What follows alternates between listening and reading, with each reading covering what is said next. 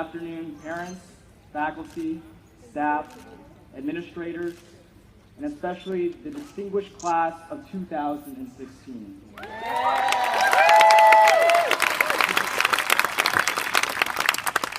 Today is a day of great joy and accomplishment, a day of bittersweet closure, a day in the year 2016 that we've thought of since elementary school as merely an abstract number useful only on school forms or web logins, and only subconsciously understood to be the year that we would walk out from the halls of Montclair High School and begin the diaspora that will fling us to the far reaches of the country and the world. We know by now that this day, in this year, has arrived. Suddenly, we realize that everything we considered incredibly significant in the context of high school is beginning to melt away as we face the next chapter of our lives.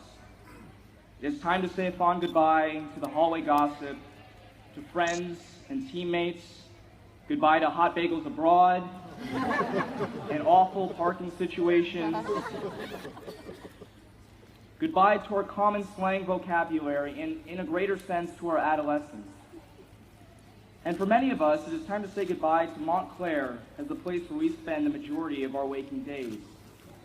I know those of us who will be leaving are excited for new scenery, new people, and certainly new freedoms.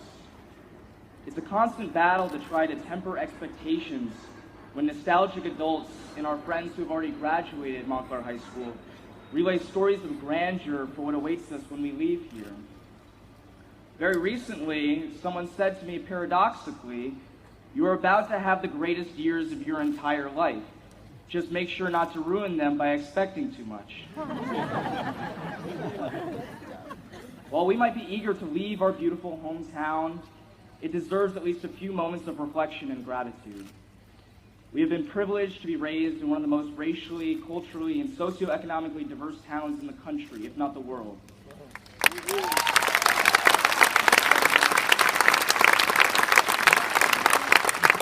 Look at the faces of our graduating class. In most other places, the beauty of this heterogeneity is nowhere to be found. And what has this diversity given us?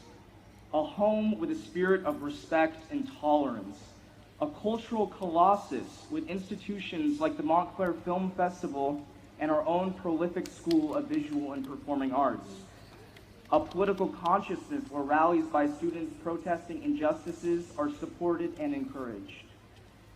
As we venture out from this town, we will see that Montclair is not even close to a microcosm of the rest of the world. We will walk through places rife with prejudice and violence, hatred and ignorance. We need look no further than the news. From a court case involving a Stanford student convicted of rape, to the horrors perpetrated in a nightclub in Orlando, all the way up to the incivility and bigotry that has defined the election for president of these United States, we see a growing sickness pervading our country. And so I challenge this class to carry on the lessons of this town. And what exactly do I mean by this? Every time somebody with the ability to recognize intolerance faces another who practices it, that person must make a crucial choice. He or she might either hold himself or herself above and superior to the intolerant, denouncing and slandering them. It is the gut reaction of anyone witnessing hatred. Or rather, he or she might seek to help the intolerant understand and ease him or her out from their blind state. It is the latter mentality with which we must proceed. Few have achieved consciousness by being shamed into it.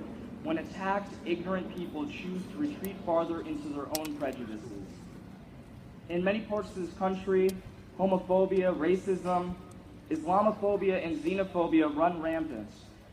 We must condemn these sentiments, but at the same time recognize that many of those who hate and fear the perceived other have had little to no experience or honest human communication with members of the communities they reject. And so meeting them with violence, even the violence of your words condemning them, is not the answer. In the words of the oft-quoted yet deservedly so Dr. Martin Luther King Jr., who visited Montclair High School 50 years ago this year, "Darkness cannot drive out darkness, only light can do that. Hate cannot drive out hate, only love can do that." This is exactly what I mean when I say we must carry on the lessons of Montclair.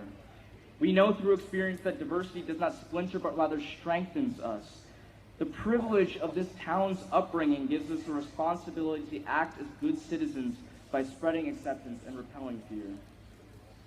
Now, as I turn to this graduating class, I know they can fulfill this obligation and so much more.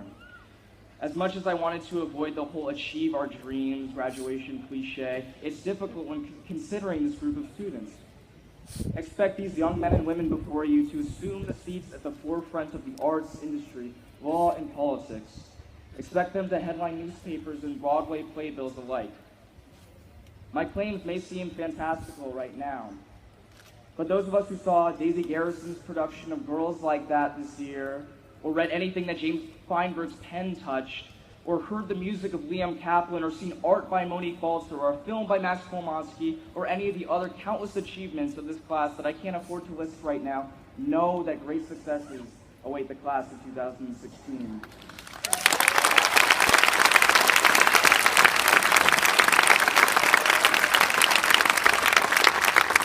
Now, practically every news source and media pundit have referred to my peers and I as part of the worst generation, more concerned with documenting every second of our lives on social media and bathing in our own laziness and sense of entitlement than the woes of the world. Certainly we have our faults. Half of us have probably posted graduation photos on Instagram already. But though we are quick to criticize the overbearing role that our cell phones play in our lives, think of how the technology with which we've grown up has shaped the world. Just as the advent of television broadcasted and alerted the nation to the civil rights movement, cell phones now act as spotlights on atrocities and acts of valor alike. Social media has brought people closer to the political process and has increased the speed at which news travels. That being said, now, my peers, is not the time to live up to the negative stereotypes of our generation, to sit idly by in the box in which our forebears have placed us. The world may seem to be changing into a scary and dangerous place, but it is also beautiful. And as we are becoming adults in this world, it is our responsibility to preserve it. Because just as everyone seems to be reminding us, we have the best years of our lives at stake. And now, quickly and perhaps selfishly, I must use this platform to give a shout out to my parents.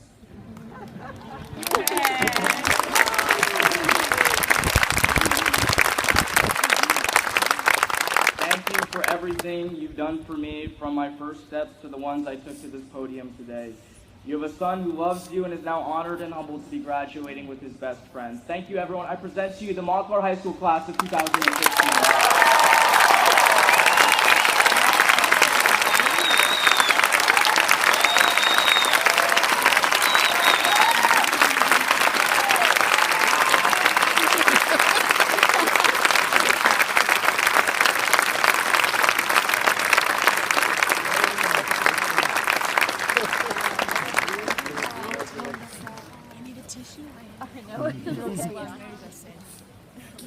All right, Jay.